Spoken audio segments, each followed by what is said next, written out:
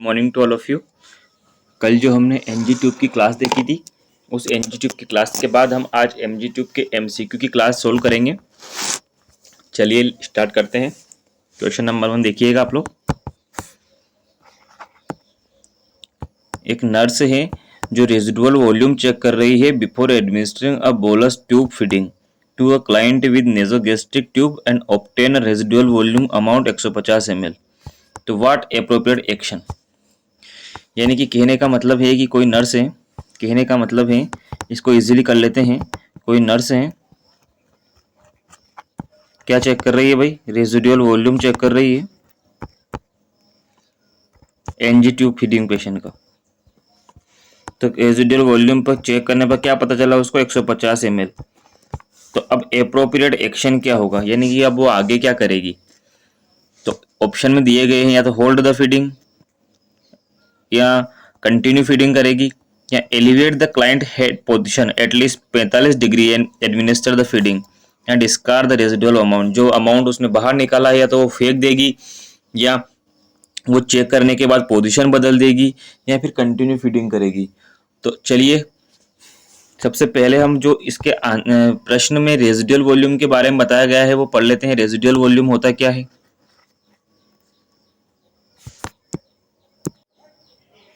Residual volume क्या होता है? स्टोमा कंटेंट होता है। क्या होता है? स्टोमा कंटेंट होता है।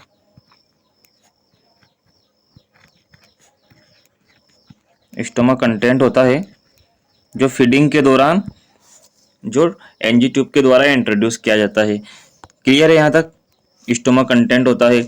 अब रेजिडुअल वॉल्यूम की नॉर्मल अमाउंट कितना होता है? नॉर्मल अमाउंट की बात करें तो यह नॉर्मली होना चाहिए 100 ml। ठीक है। अगर यहाँ से दो तरह के प्रश्न बनते हैं। यदि रेजिडुअल वॉल्यूम जो है, यदि रेजिडुअल वॉल्यूम जो है 100 ml से 100 ml से ज़्यादा है, मोर देन 100 ml, तो प्रायोरिटी ऑफ एक्शन क्या होगा यहाँ पे? Hold the feeding. Hold the feeding. Clear है यहाँ तक? होल्ड द फीडिंग यानी कि 100 ml है, इसका मतलब क्या है कि वो काफ़ी है, उससे ज़्यादा अपन को फीडिंग नहीं करानी होती है। अगर तो 100 ml है और 100 ml ज़्यादा है, इसका मतलब क्या है? Hold the feeding. अगर लेस देन 100 ml है, इसका मतलब क्या है? Continue feeding.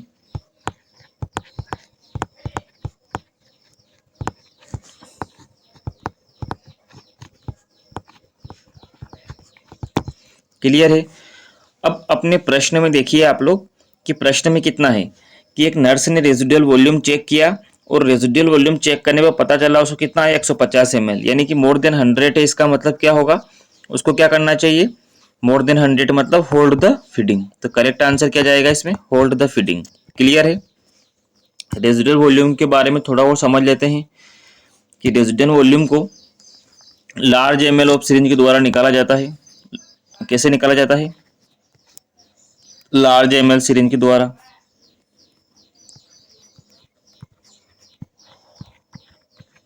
जो कितने एमएल की होनी चाहिए? एटलीस्ट 60 ml की होनी चाहिए।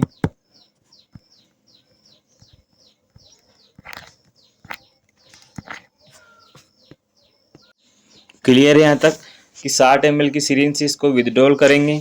60 ml की सिरिंज से इसको विदड्रॉल यानी कि बाहर निकालेंगे।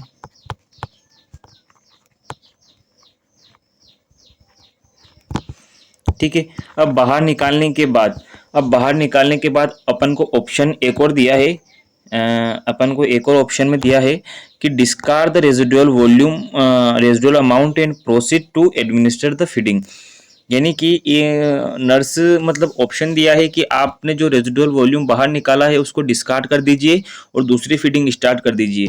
तो यहाँ पे एक चीज़ आती है जो कि वेरी वेरी इंपॉर्टेंट है, हर बार प्रश्न आता है कि रेजिडुअल वॉल्यूम को विदड्रॉल करने के बाद कभी भी डिस्कार्ड नहीं करना चाहिए।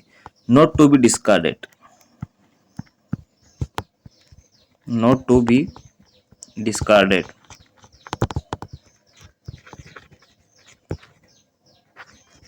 क्यों? क्योंकि अगर इफ डिस्कार्ड, क्योंकि यदि डिस्कार्ड कर दिया तो क्या होगा? नंबर वन कंडीशन होगी इलेक्ट्रोलाइट इम्बैलेंस।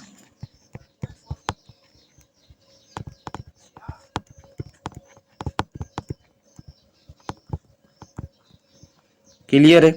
सेकंड कंडीशन हो जाएगी hypovolemic shock. Hypovolemic shock.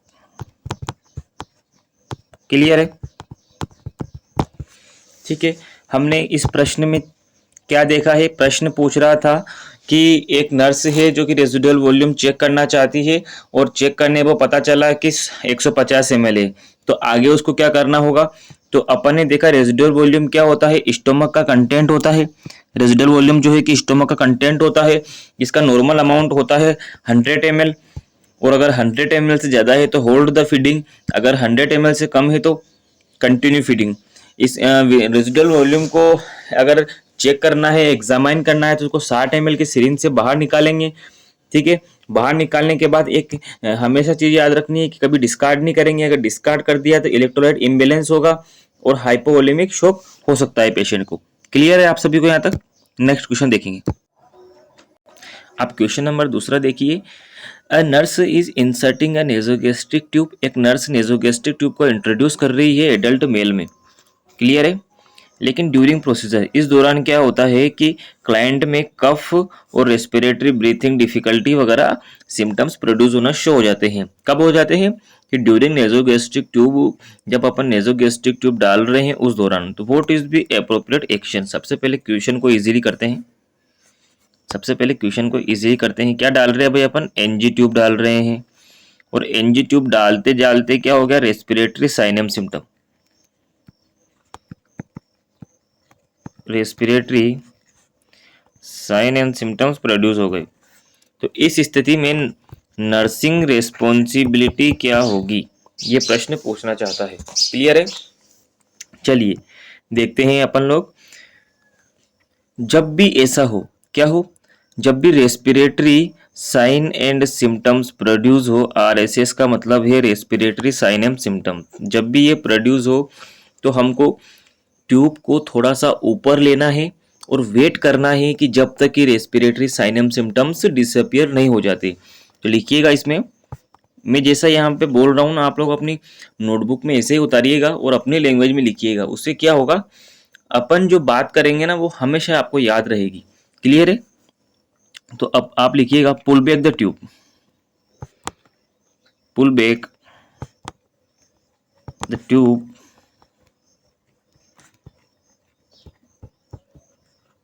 Slightly. Clear है?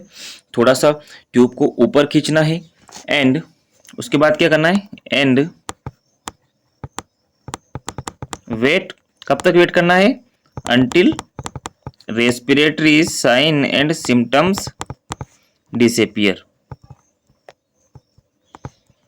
क्लियर है? जब तक कि respiratory sign and symptom disappear नहीं हो जाते तब तक अपन को वेट करना है।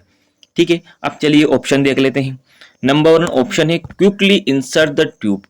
क्विकली इंसर्ट द ट्यूब, इसका एक बहुत बड़ा कॉम्प्लिकेशन हो सकता है। वो कॉम्प्लिकेशन क्या होगा?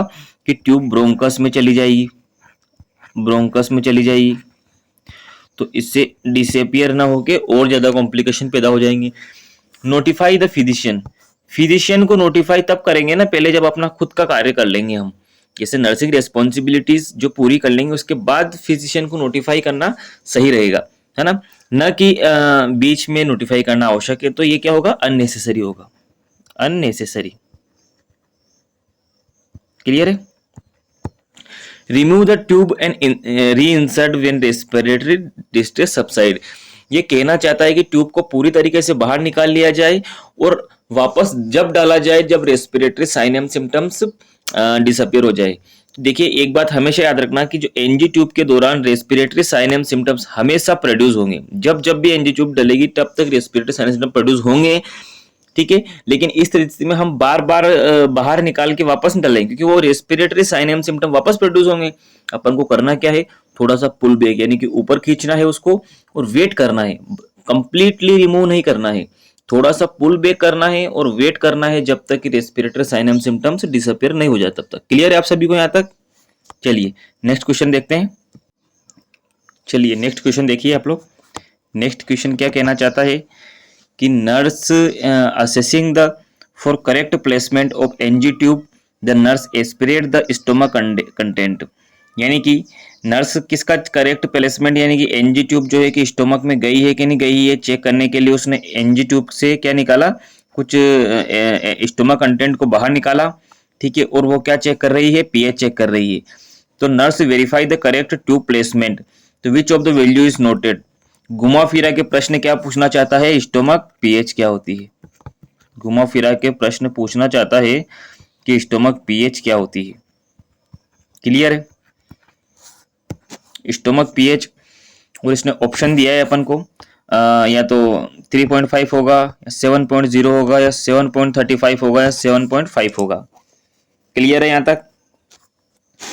तो देखिए स्टोमक में हाईली एसिडिक पीएच होती है। कैसी होती है? स्टोमक में हाईली एसिडिक पीएच होती है ना। अब स्टोमक की पीएच की बात करें तो कितनी होगी, यहाँ पे क्वेश्चन का राइट आंसर क्या जाएगा, क्वेश्चन नंबर 1 3.5। क्लियर है यहाँ तक? ब्लड की पीएच क्या होती है, नेक्स्ट क्वेश्चन बहुत सी बार ये भी बनता है, ब्लड पीएच क्या होती है। ब्लड पीएच की बात करें तो वो होती है 7.35 से 7.45 तक होती है। क्लियर है? क्वेश्चन पूछ रहा है कि करेक्ट ट्यूब प्लेसमेंट, यानी कि एक जो एनजी ट्यूब के प्लेसमेंट का लिखिएगा यहाँ पे, एनजी ट्यूब के प्लेसमेंट का कितने, 2 मेथड होते हैं। नंबर 1 पीएच मेथड होता है और नंबर 2 होता है एक्सरे मेथड होता है। एक और भी होता है, वो होता है एयर एक्सकल्टेशन। क्या होता है? Air एक्सकल्टेशन।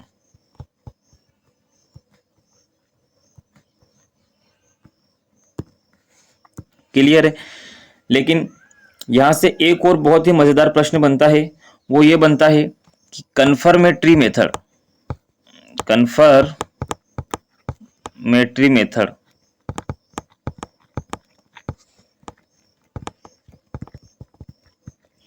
To check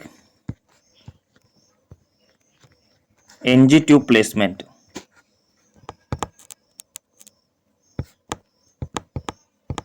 confirmatory method क्या होगा, एनजी ट्यूब के प्लेसमेंट को चेक करने का। तो इसका आंसर क्या जाएगा, इसका आंसर जाएगा आपको एक्सरे। एक्सरे क्या है, कन्फर्मेटरी मेथड है किसको चेक करने का, एनजी ट्यूब के प्लेसमेंट को चेक करने का। ठीक है, एक्सरे और किसका कन्फर्मेटरी मेथड है, एक्सरे और किसका कन्फर्मेटरी मेथड है, तो यहां लिखिएगा ऑल्सो कन्फर्मेटरी मेथड।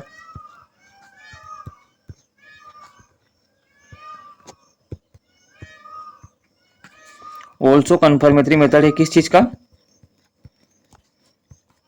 टीबी को डायग्नोज करने का। किसको, टीबी को डायग्नोज करने का कन्फर्मेटरी मेथड क्या है, एक्सरे। क्लियर है आप सभी को यहां तक? चलिए नेक्स्ट क्वेश्चन की तरफ देखते हैं। चलिए नेक्स्ट क्वेश्चन देखते हैं अपन कि नेक्स्ट क्वेश्चन है क्या है कि नर्स एनजी ट्यूब को बाहर निकाल रही है तो पेशेंट को क्या इंस्ट्रक्ट करेगी। ठीक है ना, क्वेश्चन में पूछा गया है कि नर्स एनजी ट्यूब को रिमूव कर रही है तो फीमेल क्लाइंट से, तो what nurse should instruct the client do which of the following just before the just nurse remove the tube, यानी कि ट्यूब को रिमूव करने से पहले पेशेंट को क्या इंस्ट्रक्शन दिए जाएंगे वो फॉलो करे और ट्यूब इजीली बाहर आ जाए। क्लियर है? चलिए ऑप्शन देखिए, या एक्सेल करे, इनहेल एंड एक्सेल क्विकली, लंबी सांस ले और उसको जल्द से जल्द छोड़ दे, या फिर लंबी सांस ले उसको होल्ड करे, ठीक है, और डीप ब्रीथ करे, या परफॉर्म अ वेल्सेल्वा मैनूवर। क्लियर? ये अलग ही टॉपिक है, मैं आपको अलग पढ़ाऊंगा ये। चलिए इसका आंसर दे दीजिए आप। तो इसका राइट आंसर होगा, इसका राइट आंसर होगा, सॉरी, इसका राइट आंसर होगा take and hold a deep breath, take and hold a deep breath. Clear है?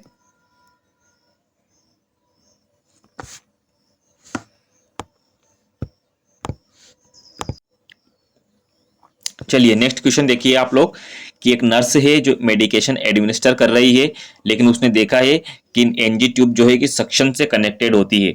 तो मेडिकेशन एडमिनिस्टर करने के लिए नर्स अब क्या करेगी? देखिए हमेशा याद रखिएगा कि जब भी एनजी ट्यूब किससे कनेक्टेड हो, जब भी एनजी ट्यूब सक्शन से कनेक्टेड हो,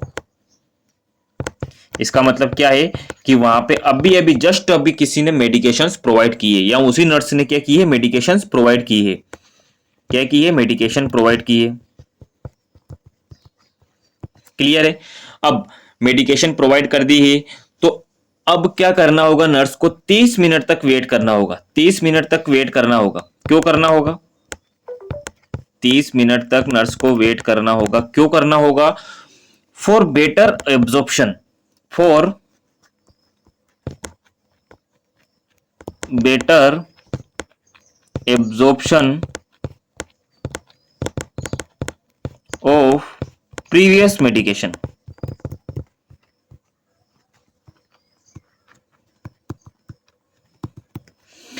प्रीवियस जो मेडिकेशन दी है वो बेटर से बेटर एब्जॉर्ब हो जाए ब्लड में, इसके लिए नर्स 30 मिनट तक वेट करेगी। क्लियर है आप सभी को? यहाँ पे एक चीज और है, यहाँ पे एक चीज और है जो आपको हमेशा याद रखनी है, एग्जाम में बार बार वहां से प्रश्न आता है। वो चीज एक फंडे के साथ क्लियर करते हैं। Number 1, 10 ml of water, 10 ml water. Clear है? और नंबर 2 आएगा, नंबर 2 आएगा 30 ml वाटर, 30 ml वाटर। अब 10 ml का यूज कहां करेंगे और 30 ml का यूज कहां करेंगे? हमेशा कंफ्यूजन वाला क्वेश्चन बनता है, ये बच्चे गलत करके आते हैं। और एम्स क्या है कि प्रायोरिटी वाला क्वेश्चन बनता है। क्लियर है? हम देखते हैं यहाँ पे 10 ml of water, 10 ml of water हम कब देंगे? 10 ml ऑफ वाटर देंगे हम किसी पेशेंट को, मान लिया जाए कि किसी पेशेंट को एक प्रकार की मेडिकेशन दे दी है, एक बार मेडिकेशन दे दी है, एक बार मेडिकेशन दे दी है।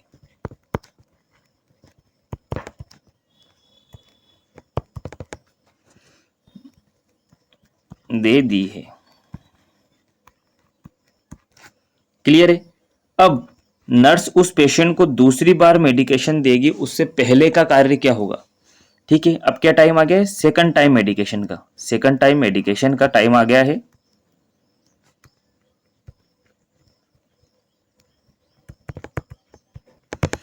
ठीक है, तो यहां पे प्रायोरिटी ऑफ एक्शन क्या होगा? एक बार मेडिकेशन दे दी है, वो दूसरी बार मेडिकेशन देने आई, तो उससे पहले का कार्य क्या होगा? या जस्ट आफ्टर वन मेडिकेशन के बाद का कार्य क्या होगा? ऐसे घुमा फिरा के प्रश्न पूछा जा सकता है। तो यहाँ पे याद रखिएगा, हमेशा हमेशा 10 ml ऑफ वाटर से हम फ्लश करेंगे। क्या करेंगे? 10 ml ऑफ वाटर से हम हमेशा एनजी ट्यूब को फ्लश करेंगे। ये क्या करेगा? ये दो मेडिकेशन के बीच में जो इंटरेक्शन होगा, इस इंटरेक्शन को प्रिवेंट करेगा। टू प्रिवेंट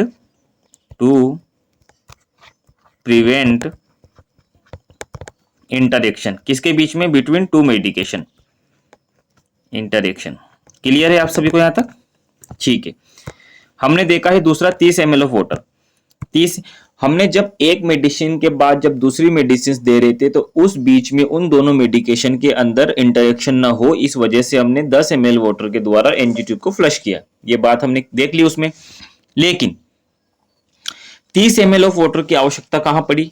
देखिए, हमने कंप्लीटली मेडिकेशन जितनी भी बार प्रोवाइड करनी थी अपन को, जितनी टाइप की मेडिकेशन देनी थी उस पेशेंट को, हमने दे दी है।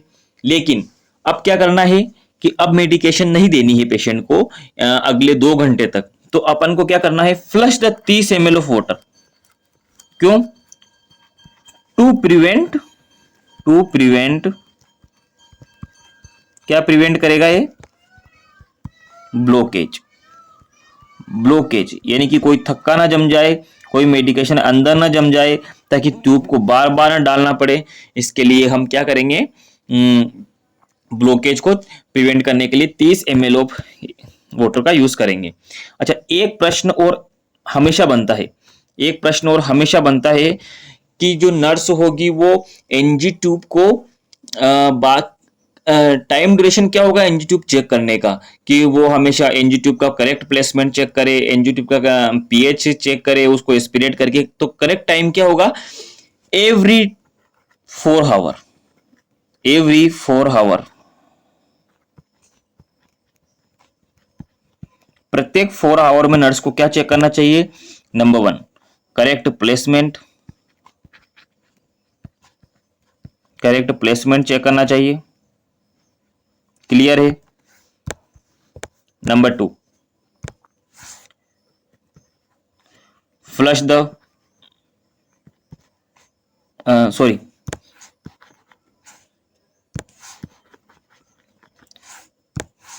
Tube blockage,